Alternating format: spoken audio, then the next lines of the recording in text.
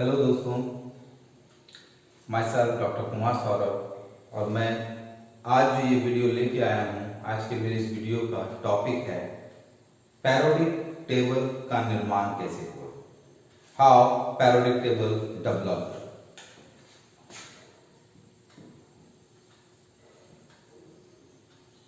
Development of periodic table. तो periodic table एक ऐसा टेबल है जिसमें सभी तत्वों को एक जगह रखा गया है। ये तत्व ही पूरी दुनिया में अभी तक पाए जाने वाले ऐसे हैं जिनके बारे में जानकारी लेकर ही केमिस्ट्री का अध्ययन किया जा सकता है। पूरा वर्ल्ड इन्हीं तत्वों पर निर्भर करता है, इन्हीं तत्वों से बना है। जैसे कि हम लोग सांस लेते हैं, ऑक्सीजन, हम लोग पानी पीते हैं तो हाइड्रोजन और ऑक्सीजन। तो ये दो चीज है जो हम लोग सुबह से शाम तक हर सेकंड करते हैं। या तो हम लोग सांस ले रहे हैं, पानी पी रहे हैं, एटमॉस्फेयर के संपर्क में हैं, ये सभी चीज। तो ये तत्वों की संख्या आज 118 है। 118 elements are present in now. जब शुरुआती दौर में लगभग 1800 में 1800 ईस्वी में 50% से अधिक तत्वों का खोज हो चुका था और उनके एटॉमिक मास का भी निर्धारण हो चुका था। उस समय सभी वैज्ञानिकों के लिए, साइंटिस्ट के लिए एक बहुत बड़ा चैलेंज था कि इन तत्वों को कैसे सजाया जाए, कैसे इन्हें वर्गीकृत किया जाए, क्लासिफाई किया जाए। तो अपने अपने समय में बहुत सारे साइंटिस्ट ने अपने अपने तरीके से इन्हें तत्वों को क्लासिफाई किया। जैसे कि सबसे पहला 1817 में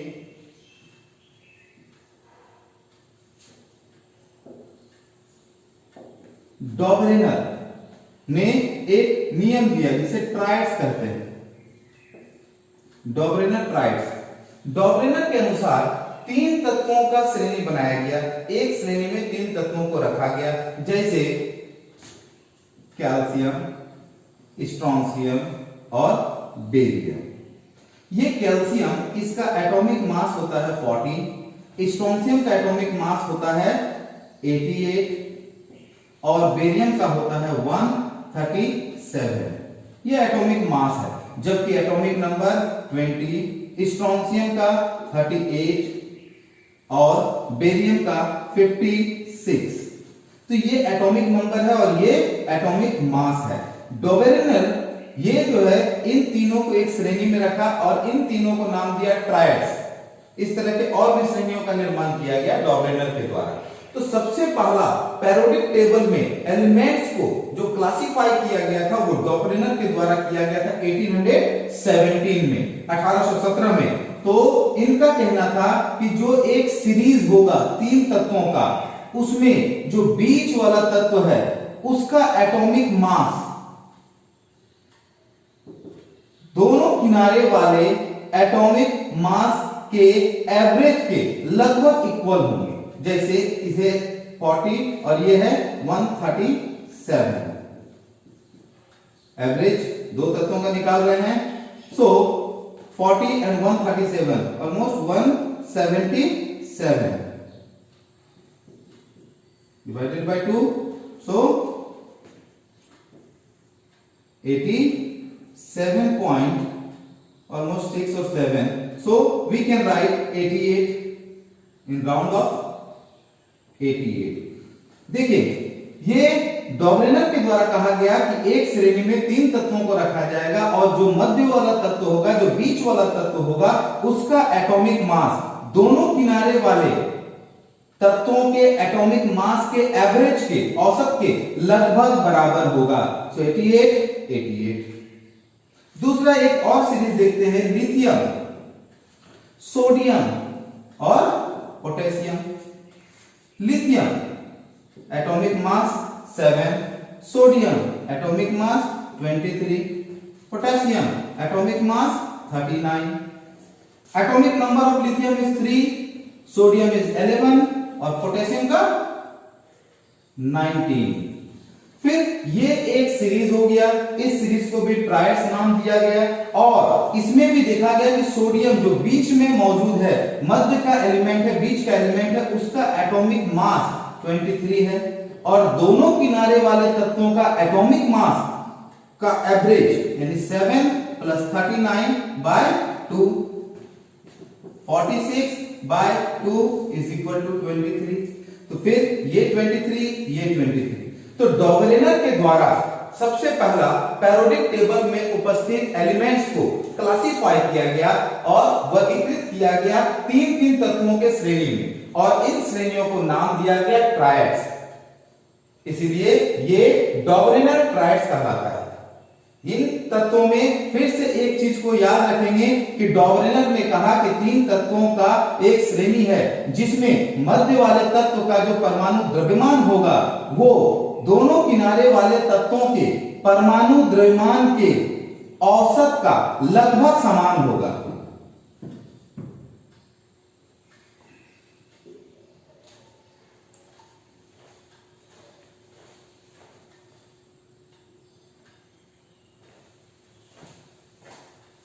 तो ये सबसे पहला जो पेरियोडिक टेबल बनाया गया था डॉगरेनर के द्वारा, लेकिन इस डॉगरेनर ट्रायड्स के द्वारा लगभग सभी तत्वों को क्लासिफाई करना संभव नहीं था, इसलिए इस नियम को ज्यादा मान्यता नहीं मिली।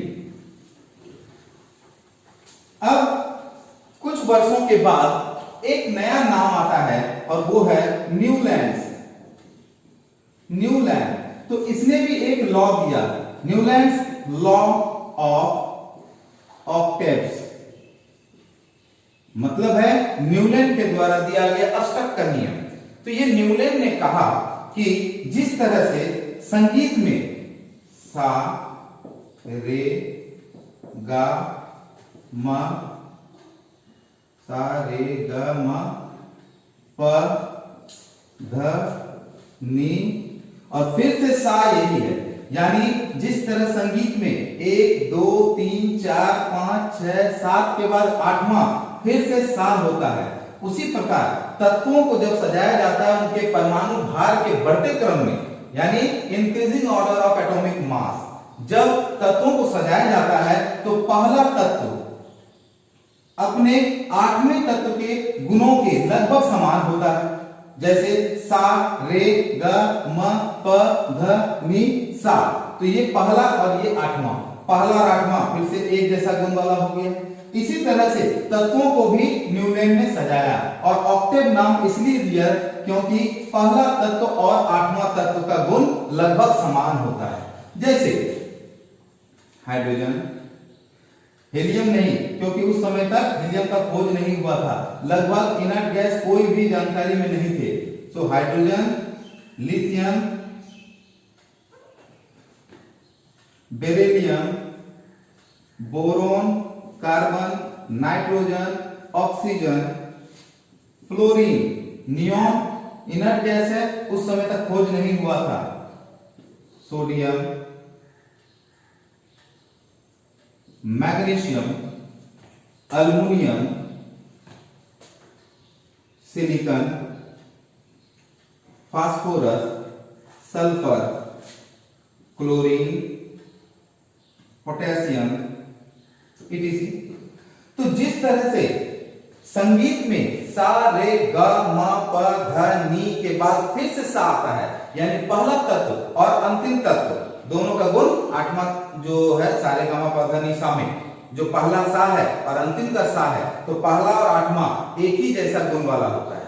उसी के आधार पर न्यूलैंड ने तत्वों को भी क्लासिफाई किया, सजाया, और इसमें जब तत्वों को उसके बढ़ते हुए परमाणु भार के आधार पर सजाया गया तो देखा गया कि जो पहला तत्व है, कोई भी एक तत्व, उसके बाद का जो 8वां तत्व है वो पहले वाले तत्व के गुणों के समान गुण दर्शाता है, प्रदर्शित करता है। जैसे कि अगर हम हाइड्रोजन की बात करें तो हाइड्रोजन पहला है 1 2 3 4 5 6 7 फिर 8, तो हाइड्रोजन फ्लोरीन ये लगभग समान गुण प्रदर्शित करता है। अगर लिथियम को पहला तत्व माना जाए तो 1 2 3 4 5 6 7 8, तो लिथियम और सोडियम ये भी लगभग समान गुण प्रदर्शित करता है। अगर कार्बन को पहला तत्व माना जाए 1 2 3 4 5 6 7 8, तो ये कार्बन और सिलिकॉन भी एक ही ग्रुप में आए, लगभग समान गुण प्रदर्शित किया जाता है। अगर नाइट्रोजन को पहला तत्व माना जाए 1 2 3 4 5 6 7 8, तो नाइट्रोजन और फास्फोरस एक ही ग्रुप में आए और ये लगभग समान गुण प्रदर्शित करते हैं।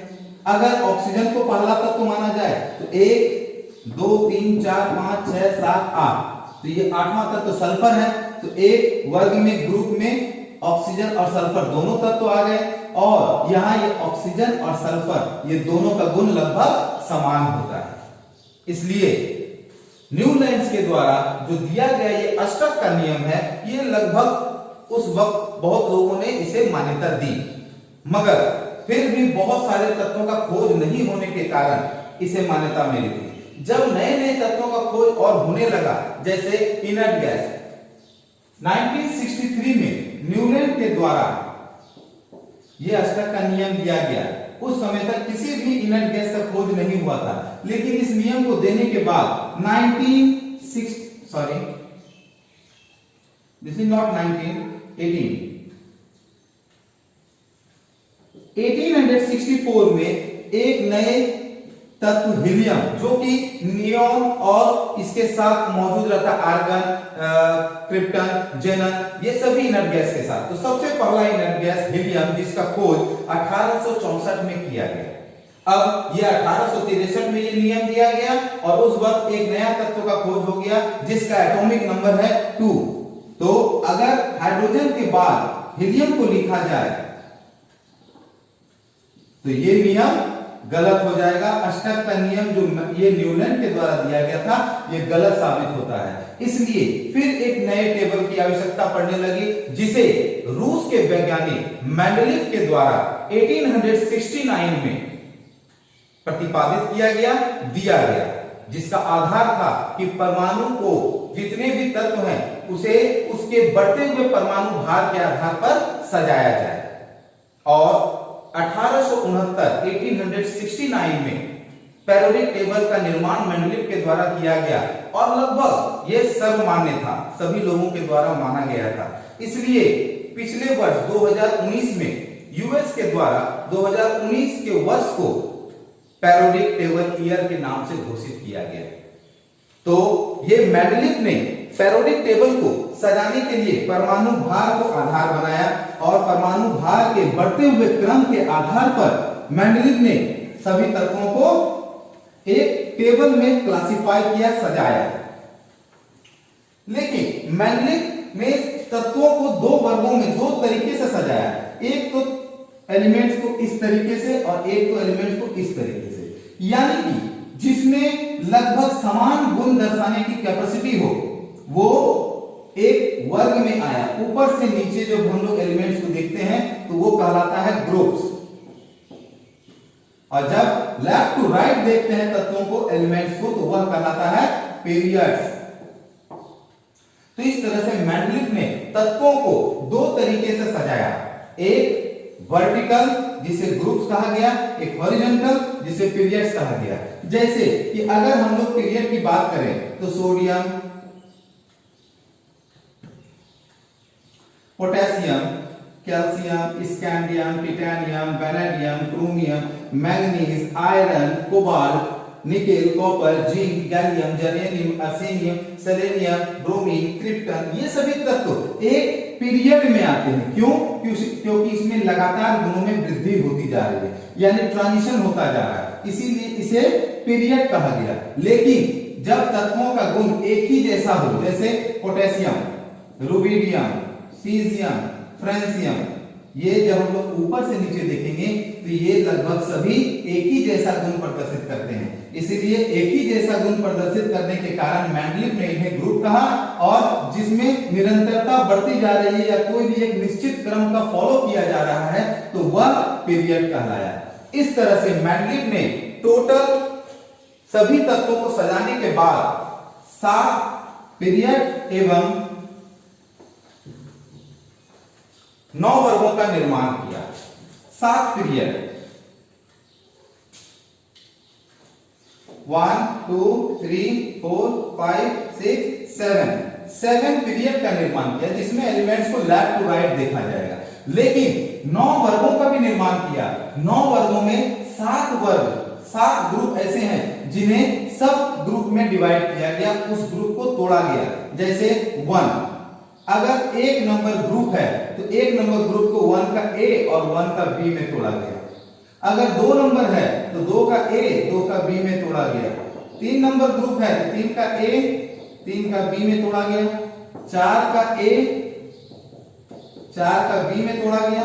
5 का ए 5 का बी में तोड़ा गया।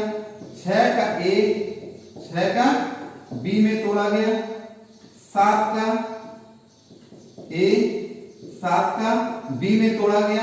लेकिन 8 जिसको 3 अलग अलग ग्रुप में तोड़ा गया, इसे सब ग्रुप नहीं करते हैं। इसमें एक ही जैसा एलिमेंट है जिसमें लगभग सभी तत्वों का गुण समान है, तो ये एक ही ग्रुप कहलाया और एक ग्रुप था 0 ग्रुप। तो टोटल ग्रुप की संख्या 1 2 3 4 5 6 7 8 9 10 11 12 13 14 और इसके अंतर्गत 15 16 17 और ये एक 18।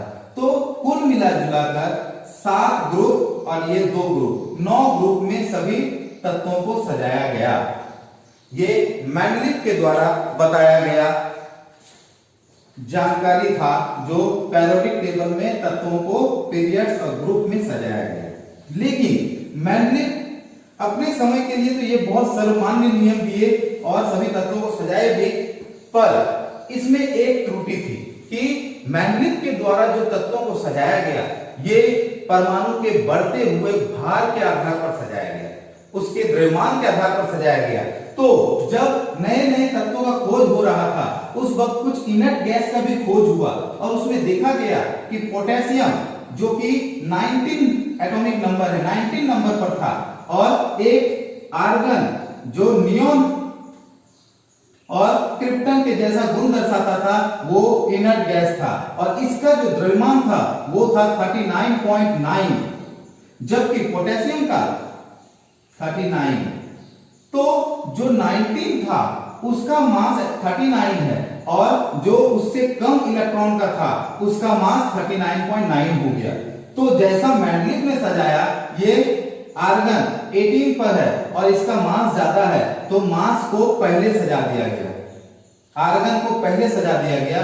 ये ड्रॉबैक था मेंडलीव का। तो मेंडलीव के द्वारा तो लगभग सभी पेरियोडिक टेबल को क्लासिफाई किया गया, सभी सर्वमान्य सबसे ज्यादा सर्वमान्य जो था पेरियोडिक टेबल वो मेंडलीव के द्वारा ही दिया गया।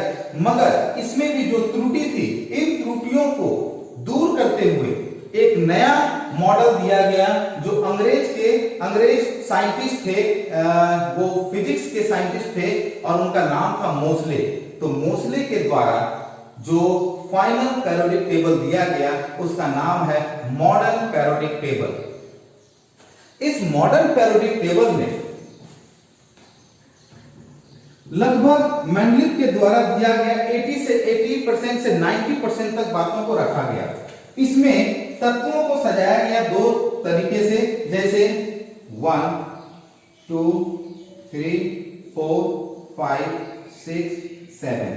ये जो है 1 2 3 4 5 6 7, 1 में जैसे एक एलिमेंट है हाइड्रोजन और इधर है हीलियम। दूसरा है सेकेंड नंबर पीरियड, ऊपर से नीचे जब हम लोग देखेंगे तो ये होगा वर्ग यानी ग्रुप, जब लेफ्ट टू राइट देखेंगे इसे कहेंगे पीरियड यानी आवर्त। तो ये 1 नंबर। अब 2 नंबर पीरियड में कौन कौन सा एलिमेंट है, तो लिथियम और बेरिलियम। तो इस तरह से सबसे पहले हम लोग ग्रुप बाय ग्रुप देखेंगे। जैसे कि अगर हम लोग ऊपर से नीचे देखें तो hydrogen, lithium, sodium, potassium, rubidium, caesium और फ्रांसियम। जब हम लोग दूसरे नंबर ग्रुप पे आते हैं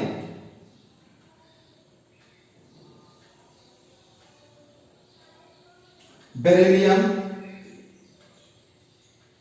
मैग्नीशियम, कैल्शियम, स्ट्रोंशियम, बेरियम और रेडियम, ये आया ग्रुप 2।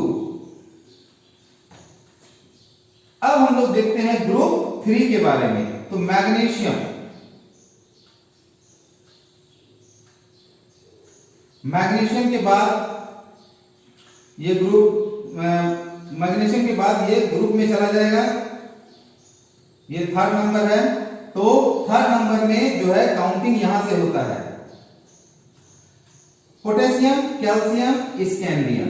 अब स्कैंडियम जो है उस ग्रुप में और कौन कौन से तत्व हैं? तो स्कैंडियम में आते हैं इट्रियम, जिरकोनियम और hafnium.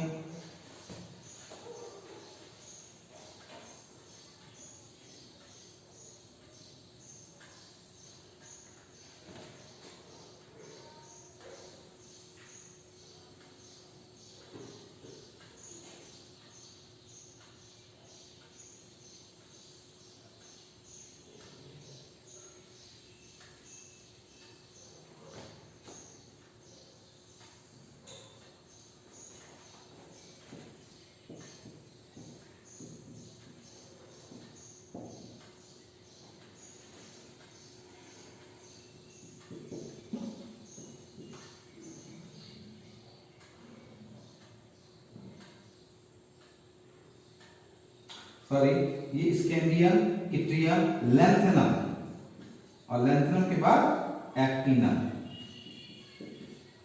Scandium, titanium, vanadium, chromium, manganese, iron, cobalt, nickel,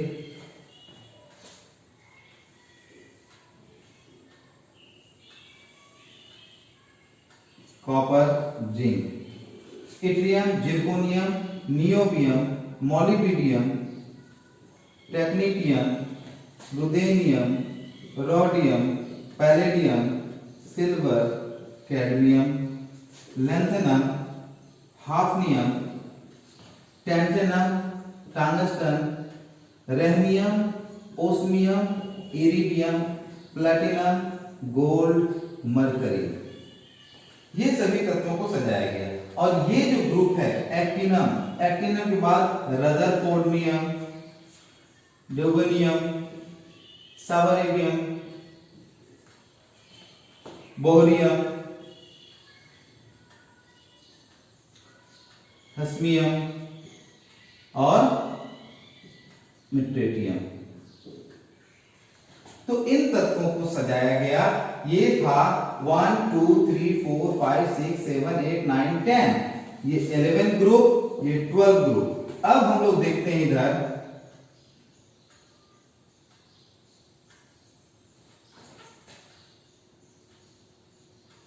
lithium, beryllium, boron, carbon, nitrogen, oxygen, fluorine, neon.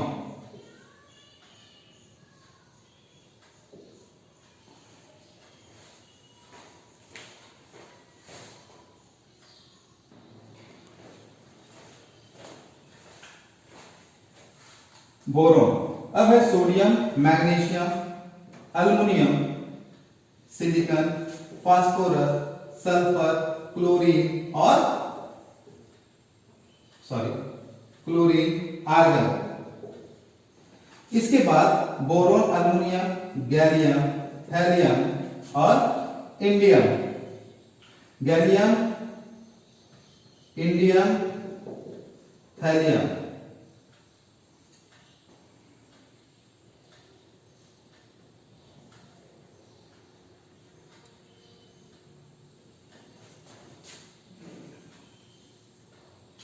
Carbon, silicon, germanium, tin, lead.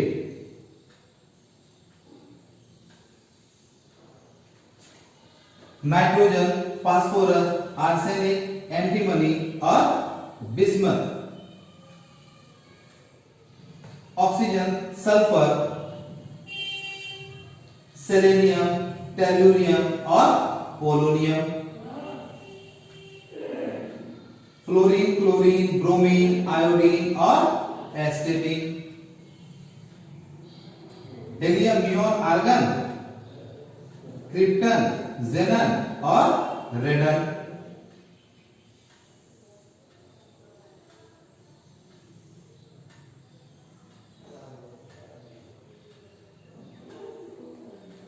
तो ये था ग्रुप 13, 14, 15, 16, 17 और 18। यहां पर तत्वों को इस तरीके से सजाया गया है।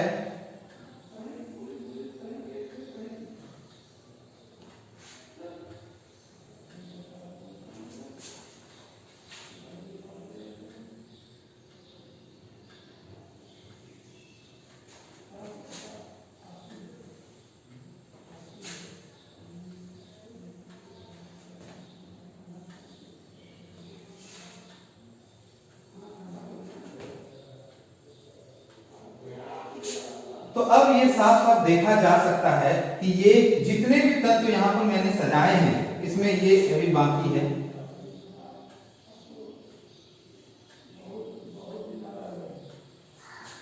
इसमें ये एटॉमिक नंबर के आधार पर सजाया गया है। मोसले ने सभी तत्वों को बढ़ते हुए परमाणु की संख्या के आधार पर, एटॉमिक नंबर के आधार पर सजाया और इसे पीरियड्स और ग्रुप में बांटा। तो पीरियड टोटल 7 है, जबकि ग्रुप 1 2 3 4 5 6 7 8 9 10 11 12 13 14 15 16 17 और 18 है।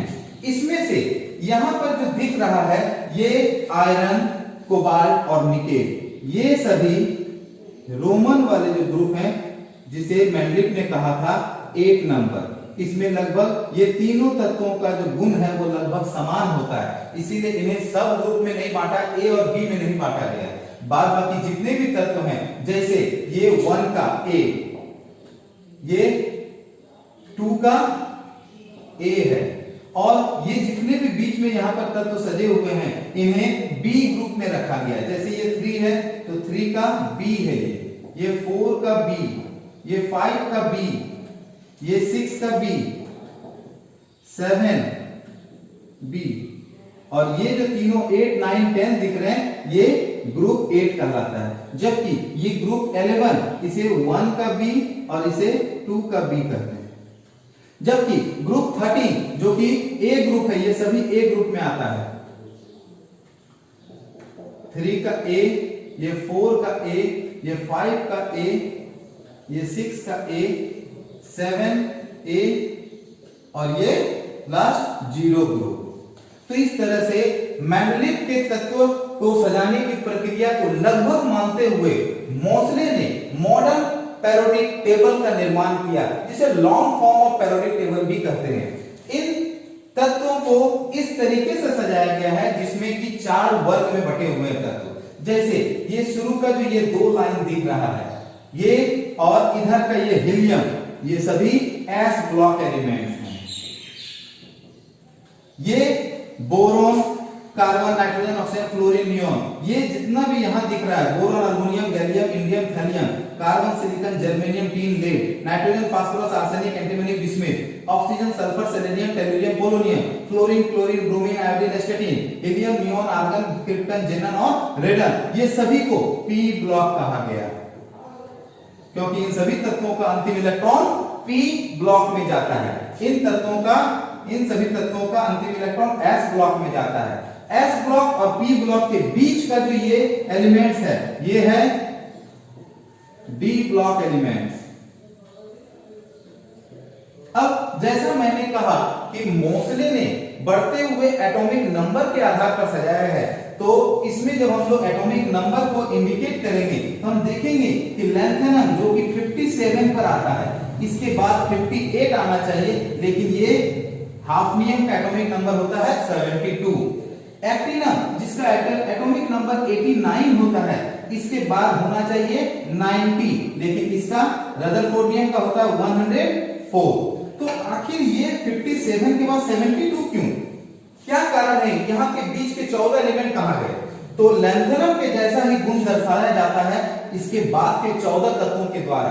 तो उन 14 तत्वों को अलग से दर्शाया जाता है, क्योंकि लैंथेनम का अंतिम इलेक्ट्रॉन d ऑर्बिटल में जाता है, लेकिन वो 14 तत्वों का अंतिम इलेक्ट्रॉन f ऑर्बिटल में जाता है, इसलिए उसे अलग से दर्शाया जाता है। जैसे लैंथेनम के बाद cerium, praseodymium, neodymium, promethium, samarium, europium, gadolinium, terbium, dysprosium, holmium, erbium, thulium, ytterbium और ल्यूटेटियम। तो ये है एटॉमिक नंबर 58, 59, 60, 61, 62, 63, 64, 65, 66, 67, 68, 69, 70, 71। इसके बाद फिर 72। उसी प्रकार से एक्टिनम के बाद जो तत्व आते हैं वो यहां है thorium, protactinium, uranium, neptunium, plutonium, Pu, plutonium, americium, curium, berkelium, californium, einsteinium, fermium, mendelevium, nobelium और लॉरेंसियम। तो इन तत्वों को सजाया गया 89 के बाद 90, 91, 92, 93, 94, 95, 96, 97, 98, 99, 100, 101, 102, 103। इसके बाद रदरफोर्डियम 104। तो इस तरीके से यहां इन तत्वों को सजाया गया।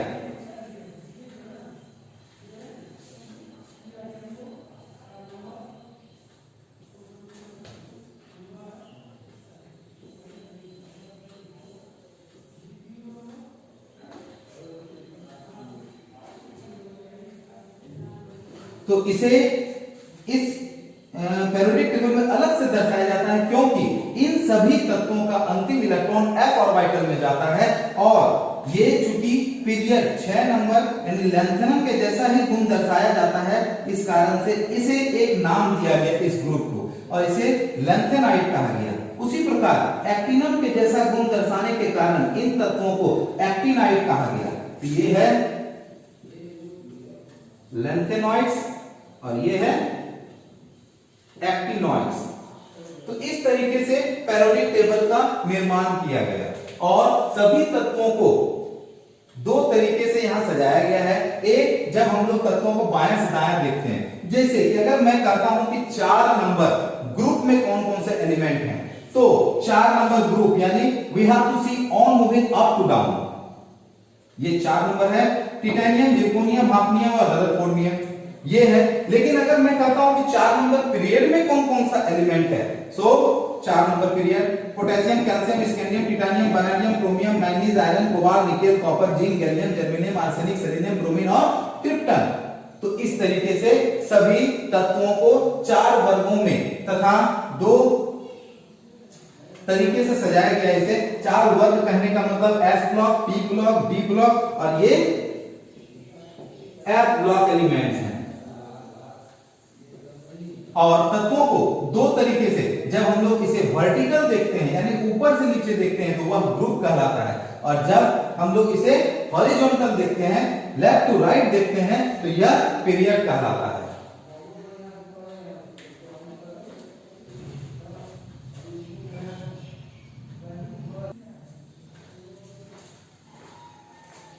तो जैसा मैंने कहा कि मोसले ने सभी तत्वों को उसके बढ़ते हुए परमाणु संख्या के आधार पर सजाया, और जब तक मोसले इस पेरियोडिक टेबल का निर्माण कर रहे थे तब तक 118 तत्वों का खोज हो चुका था।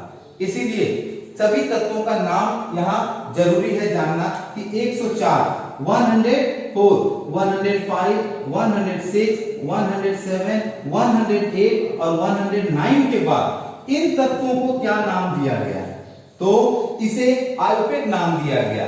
जैसे कि 109 है, अगर आप 110 का लिखेंगे तो क्या लिखेंगे, 110 का नाम क्या होना चाहिए।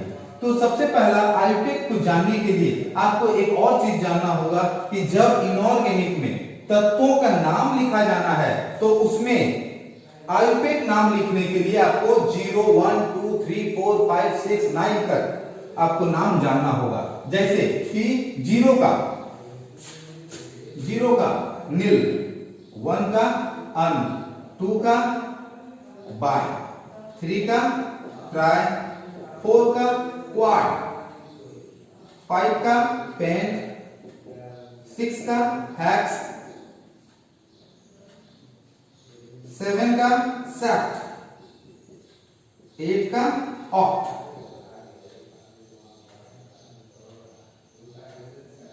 9 का इन, आधार पर आप किसी भी तत्व का नाम लिख सकते हैं। जैसे 110 का लिखना है तो एक का होता है अन, फिर से एक, फिर से अन, 0 का निल। और एक बात, जब भी ये सभी का यूज करेंगे तो सबसे लास्ट में नाम लिखते समय इयम का प्रयोग करेंगे, इयम। तो अन मिलियम ये इसका नाम है 110 का। इसी प्रकार अगर हम लोग 112 का निकालते हैं नाम तो क्या नाम होगा? अन 2 के लिए बाय, और उसके बाद लास्ट में इयम लगाना है, तो इयम यहां लिखा हुआ है, अन बियम, अन बियम। तो ये इसका नाम हो गया। इसी प्रकार से अगर हम 114 का निकालते हैं, 114 का, तो 1 के लिए अन, फिर 1 के लिए अन, फिर 4 के लिए क्वाड, और लास्ट में इयम लगाना है। तो ऐसे तत्वों का नाम तो इस तरह लिख लेंगे, और इनका शॉर्ट फॉर्म क्या होगा? ये 1 के लिए यू है तो यू, इस 1 के लिए भी यू है तो यू, और ये 2 के लिए बाय है तो बी। ये है इसका सिंबल। तो अगर हम 110 का नाम लिखें तो उसका सिंबल क्या होगा? 110, अन मिलियम, तो अन एम, यू एम, ये इसका सिंबल होगा, यू एम। इसी प्रकार 111 का क्या होगा? 111 के लिए अन इयम, अन इयम, तो यू 111 का यू।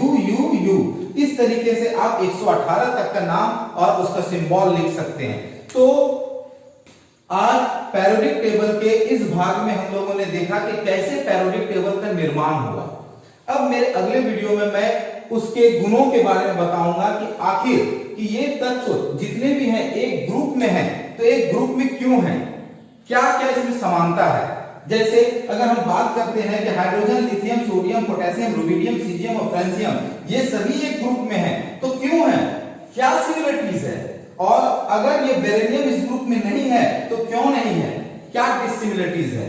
तो सिमिलरिटीज और डिसिमिलरिटीज के आधार पर मेरा अगला वीडियो में मैं इसे क्लियर करूंगा। ऐसे इस वीडियो को आप अच्छे तरीके से देखें, कैसे इन तत्वों को अलग अलग तरीके से अलग अलग समय में अलग अलग वैज्ञानिकों के द्वारा बताया गया है।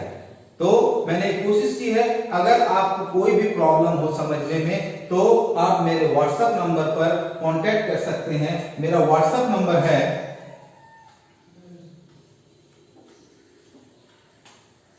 9431395805। आप अपने सुझाव मुझे इस नंबर पर दे सकते हैं। अगर कोई कंफ्यूजन हो तो आप मुझे व्हाट्सएप पर अपने कंफ्यूजन भेज सकते हैं, मैं कोशिश करूंगा उसे क्लियर करने का। तो इस वीडियो में आज के लिए इतना ही है। Thank you.